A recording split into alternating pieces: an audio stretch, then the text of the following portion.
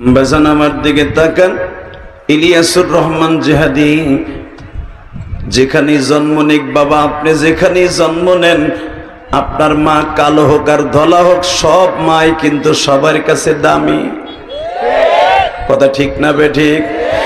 এ যুবক, তোমার কাছে দুইটা পাও ধরে বলে দিয়ে যায়, এই গভীর রাত্রে একটা আওয়াজ দিয়ে বলে দিবা, নামাজের মধ্যে মাকে শরীক রাখবা, বাবারে শরীক রাখবা, দোয়ার মধ্যে মা বাবার কথা মনে করে কাঁদবা।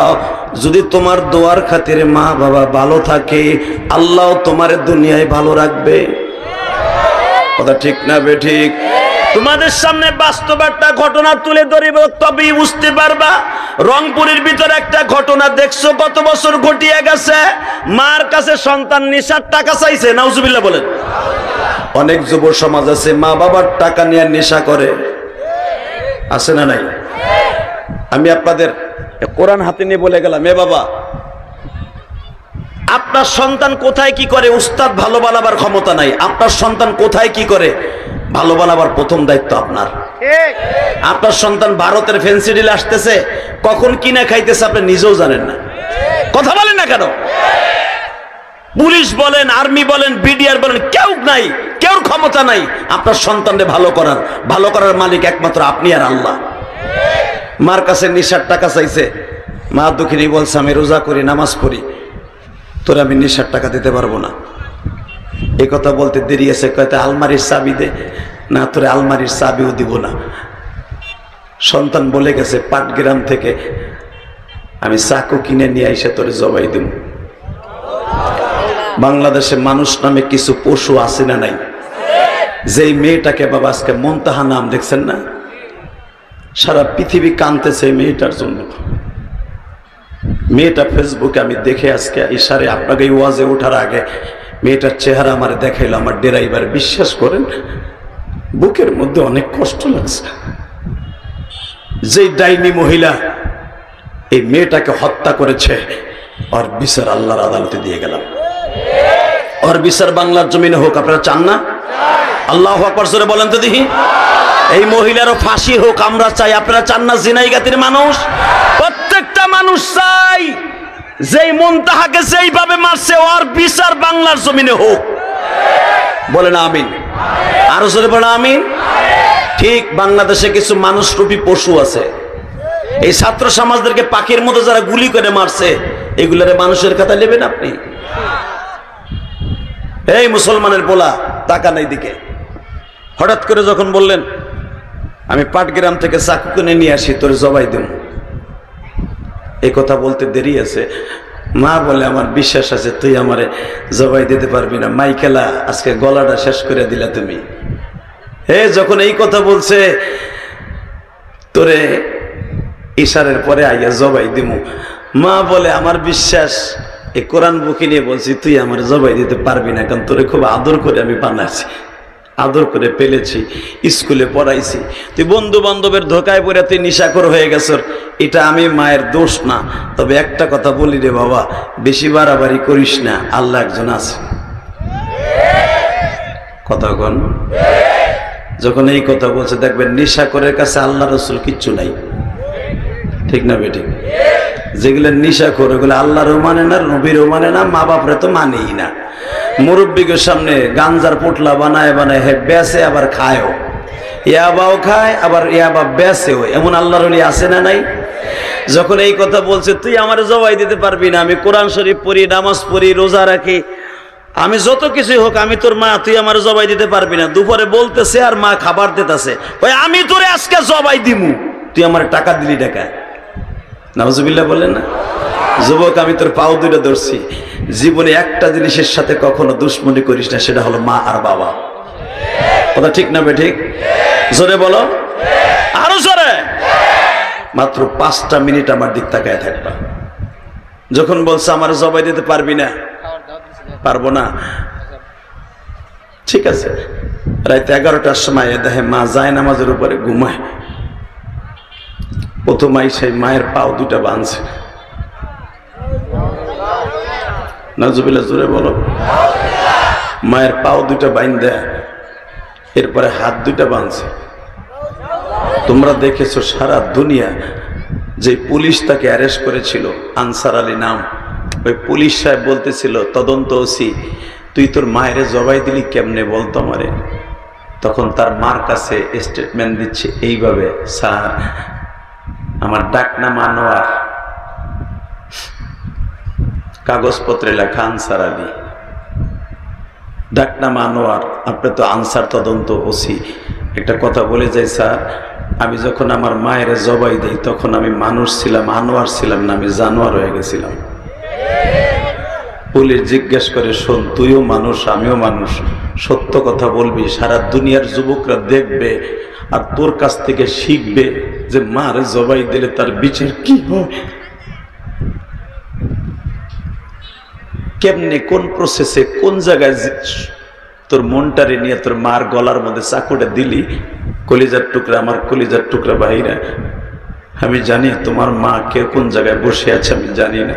সবার কপালে ওয়াজের দ্বারা হেদায়েত হয় না, একজন হেদায়েত হলেই সে জান্নাতে চলে যায়। ঠিক না বেটি?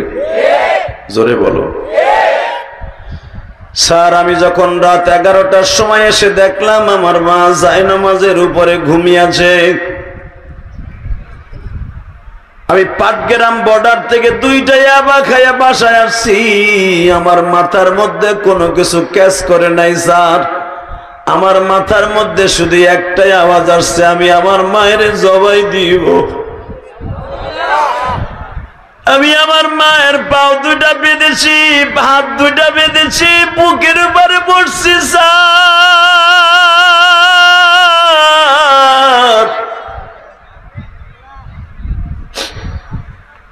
আমি তো তখন মানুষ ছিলাম না, জানোয়ার ছিলাম।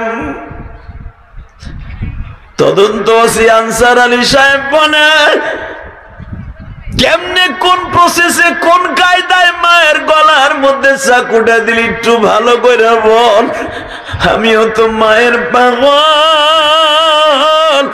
আমি যখন ম্যাট্রিক পরীক্ষা দেই আমার মা আমার পিছনে চেয়ার পাইতে বয়ে থাকতো।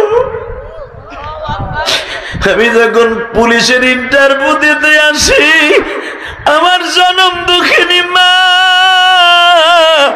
আমার কপালে চুম্বন করে বলছিল, বাবা রে তোর কপালের দিকে যে চাইবে ওই অফিসারের মন গলিয়ে যাবে, তোর প্রতি দুর্বল হয়ে চাকরির ব্যবস্থা করে দেবে বাবা।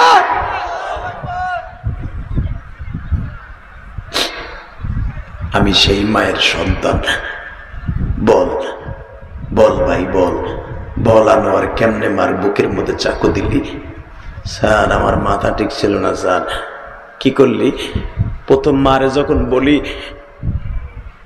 তুই চাবি দেস নাই সকালে, তোর এখন জবাই দিব, তখন আমার মা কি বলছিল স্যার জানেন? মা তখন আমার নিচে শোয়া, আমি মায়ের বুকের উপরে শোয়া। মা বারবার বলতেছে তুই মানে পারবি না, জবাই দিতে পারবি না। আমি তখন স্যার মা এইটা বলে আর আমার জিত যেতে চাকুটা বের করে মার সামনে দিয়ে ঘুরে আর এইটা দিয়ে তোর জবাই দিমু, জীবনের তোরে শেষ হয়ে যাবে। আমার মা তখনও কান্দে আর কয় তুই পারবি না। তখন স্যার আমি জিদ্দের চোটে আমার মায়ের মুখ আর চোখ বাঁধছি। আমি 12 বছর বয়সে মা হারাইছি যুবক ভাইরা, আমার নবী 6 বছর বয়সে মা হারাইছে। হয়তো সভাপতি সব কয় বছর বয়সে হারাইছে না আছে আমি জানি না, তবে আপনাকে 2টা পাও ধরে বলে যায় মায়ের জন্য যদি কোনো সন্তানে 1 ফোঁটা পানি ফেলায় ওই মানুষটা কোনোদিন জাহান্নামে যাবে।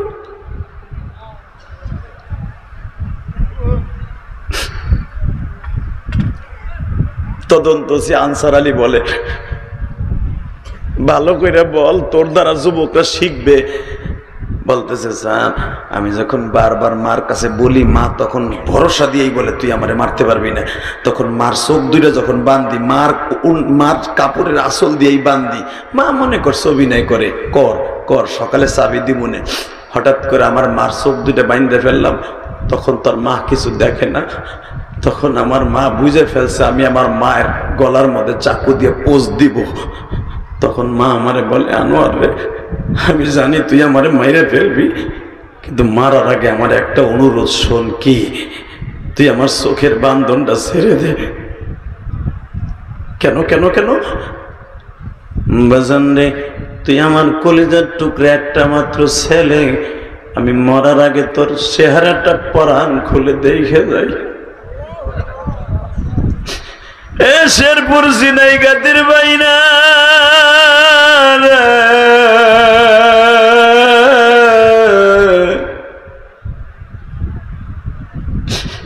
তদন্ত আনসার আলী বলে, তারপরও কেমনে তুই মায়ের গলার মধ্যে চাকুটা ঢুকিয়ে দিলি? স্যার আমি নেশাগ্রস্ত ছিলাম, আমার মাথায় কাজ করে নাই, মা আমার জান্নাত। এই কথা বলার সাথে আনসার আলী সাহেব গলাটা চিপ্পা ধরে বলে, তোর জিব্বাটা বের করে আমি তোরে মার্ডার করে আমি দরকার হয় ফাঁসির মঞ্চে ঝুলবো। যেই মা তোরে বারবার বলতেছে তুই আমার গলায় চাকুটা ঢুকাইবার আগে আমার মুখের বান্ধনটা সরাই দে বাবা, আমি দুনিয়ার কারো কাছে বরদোয়া দিয়ে নালিশ করে যাব না, আমি তোর একটু পরাণ বইরা দেখে যাই গো বাবা।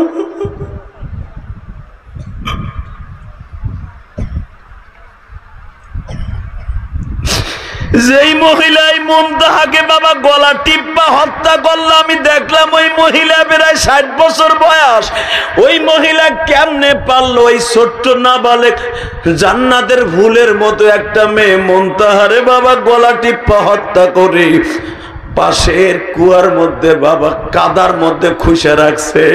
মুমতাহার মাই 4-5টা দিন খায় না, ঘুমায় না, মায়ের জন্য চিল্লায় আর দৌড়ায়, মা তুই কই আসর রে মা। বাবা যখন ওই মহিলারে সন্দেহ করে ধরে কোটে নিয়ে যখন কায়দা মতো বাটাম দিছে, ওই মহিলা পটপট করে শিকার গেল। ভাই ও বাজান, বাচ্চা তো তোমারও আরাম আছে, ওই ছোট্ট মুমতাহা আজকে হয়তো জান্নাতে বাবা, কারণ ওর তো কোনো গুনাহ নাই, ওর জন্য আরো 14 পুরুষ জান্নাতে যেতে পারে। আল্লাহু আকবার, জোরে বলা। কিন্তু একটা কথা বলে দিয়ে যাই রে যুবক, মানুষ রূপী কিছু জানোয়ার পৃথিবীতে আছে। তদন্ত আনসার আলী বারবার বলতেছে, তুই যে তোর মায়ের জবাই দিলি, তোর মা কি একবার চিল্লানি দেয় নাই? যুবক এখন চিল্লাবি আর কানবি?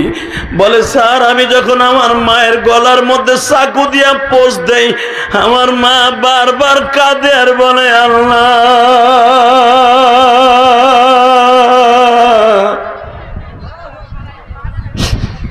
তুমি আমার আনোয়ারকে ভালো রাখো, সুস্থ রাখো। স্যার আমি জানতাম না আমার মা আমার ভালো চায়। আনসার আলী সাহেব বলে দিলেন, তোর বাকি বিচার আল্লাহ করবে আর আদালত করবে, তবে তোর সামনে দাঁড়াই বলে গেলাম, মায়ের সাথে যারা বেয়াদবি করবে ওরা মানুষ থাকবে না, জানোয়ার হয়ে যাবে। কথা ঠিক না বেঠিক? শুধু আমি তোমাদের কাছে একটা অনুরোধ করে যাই, গভীর রাত্রে যাদের বাবা মা আছে সারা জীবন ভালোবাসবা, রাজি আছো না নাই? জোরে বলো, রাজি আছে না নাই? শুধু একটা কথা বলে দিয়ে যে, যুবক আমি ইলিয়াসুর রহমান জিহাদি 2011 সালে আমার বাবার সাথে নিয়ে হজ করছি। আলহামদুলিল্লাহ বলতে পারল না? কোন সন্তান যখন তার বাবার সাথে নিয়ে হজ করে, ওই যুবকটা জান্নাত সাথে নিয়ে হজ করে। তোমরা জানো, ইউটিউবে দেখছো, আমার মা 12 বছর বয়সে চলে গেছে, আমার আব্বা এখনো বেঁচে আছে। আলহামদুলিল্লাহ বলো। আমার আব্বা যখন আমার এলাকার গোপালগঞ্জের এলাকায় মাহফিলে যায়, আমার আব্বা আমার বাম পাশে মাঝে মাঝে বসে। অনেক মানুষ আমার আব্বার চেহারা দেখে গর্ব করে, যার ছেলের ওয়াজ শুনে ইউটিউবে আমরা কান্দি, পূর্বাসীরা কান্দি। আজকে তারে সামনাসামনি দেখতেছি। আমার গোপালগঞ্জে আমি মাহফিলে গেলে আমার বাবা আমার গাড়িতে যায়, তখন আমার খুব আনন্দ লাগে। কয়েকদিন আগে আমার এলাকায় এক মাহফিলে আমি গেছি, ঈদের পরপরই আমার বাবা আমার পাশে বসা। আমার আব্বারে দেখে এক মুরব্বী দৌড়ে এসে আমার বাবার কপালে চুমা দিয়ে কয়, এমন পোলা জন্ম দিছেন যার কথা ইউটিউবে শুনে আমরা কান্দি, জেহাদের জজবা ঢুকাই। অনেক যুবক বলে, আপনার ছেলেরে দেখার লাগে আমরা অনেক দূরের থেকে মোটরসাইকেল বাইসাইকেল নিয়ে আইছি, আপনি কেমন? তখন আমার আব্বা হাসে আর বলে, এই পোলাডারে তৈরি করতে অনেক চোখের বানি ফেলছি। আমি আমার মা বোনদেরকে বলবো, মা সন্তানরে মানুষের মতো মানুষ করতে হলে ওই আনোয়ারের মতো দোয়া করবেন না, জায়নামাজে বসে প্রতিটা রাত্রে দোয়া করবেন, আর এমন একটা মাদ্রাসায় দিবেন, ও যখন কোরআন শরীফ রাত 3টার সময় বুকি নিয়ে এই মাদ্রাসায় বসে হেফজখানে তেলাওয়াত করবে, আপনার নাম জান্নাতের খাতায় উঠতে থাকবে। আমি স্কুল কলেজে পড়াবার বিরোধী নয়, এই আমার বড় ছেলে আল আজহার বিশ্ববিদ্যালয়ে পড়ে, ডিগ্রি আনার জন্য গেছে, বাংলাদেশ থেকে হাফেজ মুফতি এবং মাওলানা হয়ে গেছে। ওখানে শুধু আল্লাহর কোরআনের পরে রিসার্চ করার জন্য, কোরআন 7 ভাবে নাজেল হয়েছে ওটা শেখার জন্য আমার কলিজার টুকরা হৃদয় সেরা ধন আল আজহারে গেছে। প্রতিটা মাসে তার পিছনে আমার লক্ষাধিক টাকা খরচ। আমার মনের মধ্যে কোনো দুঃখ নেই। কেন জানোস? আমার ছেলে যদি কোরআনের পরে ডিগ্রি নিয়ে আসে, আমি হব কোরআনওয়ালার বাবা। কথা বলে না কেন? আবার ছেলে দামি আর কে আছে? আমি তো আমার ছেলেকে নায়ক বানাবার জন্য শিল্পকলা একাডেমি ভর্তি করি নাই।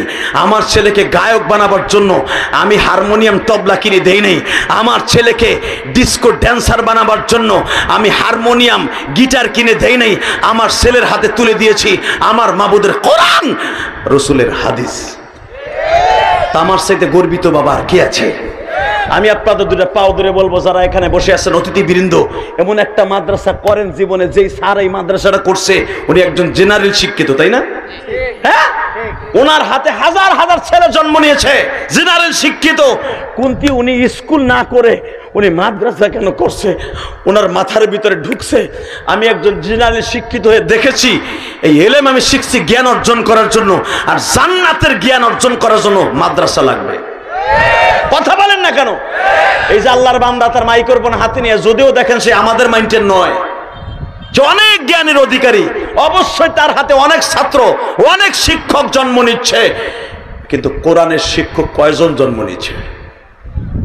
আপনাকে দুইটা পাও ধরে বলে যাব, এই মাদ্রাসায় একটা ছেলে দিলে লাভ না লস? জোরে বলেন, আরো জোরে, আরো জোরে। কত লাভ জানেন? শুধু মাত্র 5 মিনিটে বলে যাব। আপনার ছেলে যখন কোরআন শরীফ বুকে নিয়ে বাড়িতে বের হবে, এই কোরআন হাতে নিয়ে চুমা দিয়ে বলে গেলাম, কোরআন হাতে নিয়ে বললাম, আপনার ছেলে বাড়িতে যখন কায়দা আম্পারা নিয়ে বের হবে, প্রথম যখন শিক্ষক পড়াবে আলিফে আল্লাহ, এই শব্দটা বলতে দেরি আছে, আপনার বাড়িতে আল্লাহ রহমান শুরু হইতে দেরি হবে না।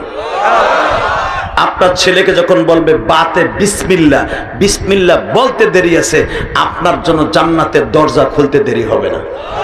আরো জোরে বলতে পারেন না? তাহলে মাদ্রাসায় দেওয়ার দরকার আছে না নাই? একটা ছেলের মাদ্রাসায় দিয়ে আলেম বানান, এরপরে দাওরা পাশ করার পরে সে ডিগ্রি আনার জন্য আল আজহারে যাক, বাগদাদ যাক, মদিনা ভার্সিটিতে যাক, তারপরে উম্মুল কোরা মক্কায় যাক, কোনো সমস্যা নাই।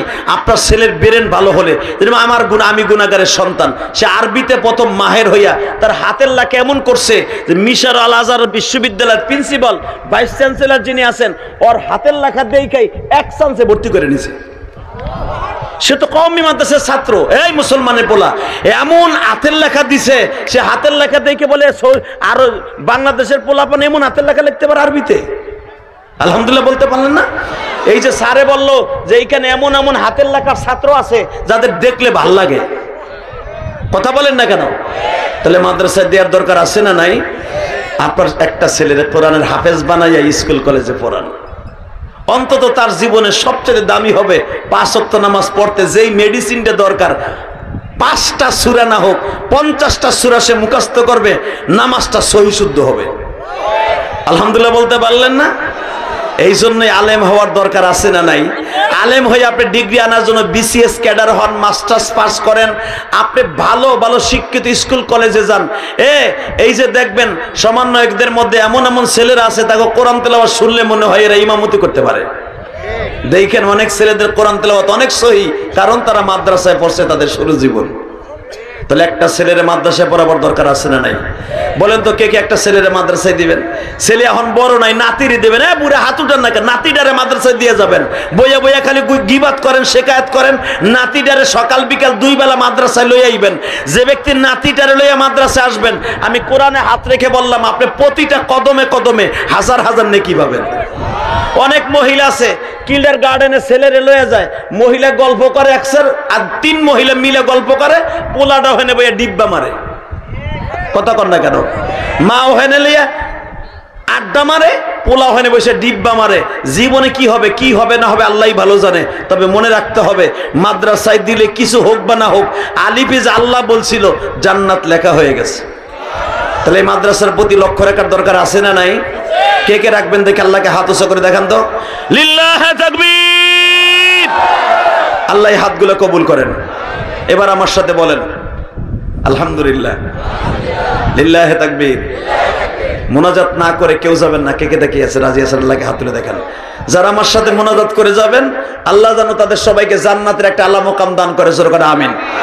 রাত এখন 12:15 বাজে।